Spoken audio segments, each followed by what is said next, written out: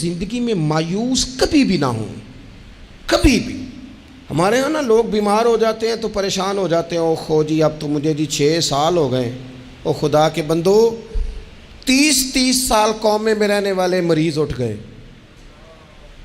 Doctor जिनको लिख के दे चुके थे तुम ठीक नहीं हो सकते, शिफाएं देने वाला तो मेरा रब है, उठ के बैठ गए। मायूसी, कमज़ोरी, कुछ नहीं हो सकता, कभी नहीं हो सकता, कैसे होगा, कौन करेगा, ये तो लोग कमज़ोर बातें करते हैं। ये डिप्रेशन और मोमिन ये अलग अलग चीज़ें, टेंशन और मोमिन ये अलग अलग चीज़ें। मुसलमान कोई लावारिस है कि टेंशन ले? रब रसूल के मानने वाले भी परेशान हुआ करते हैं। ओ हम उस रब के मानने वाले हैं जो कहता है कि तुम हद में ना परेशान होना कि सवेरे मिलेगा तो शाम को नहीं मिलेगा माअज़ल्लाह, और शाम को तुम्हें देखा जाएगा तो सुबह ना देखा जाएगा। तुम उस करीम के मानने वाले हो जिसे ना ऊँग आती है ना नींद आती है, हर वक्त तुम्हें देखता है, हर वक्त।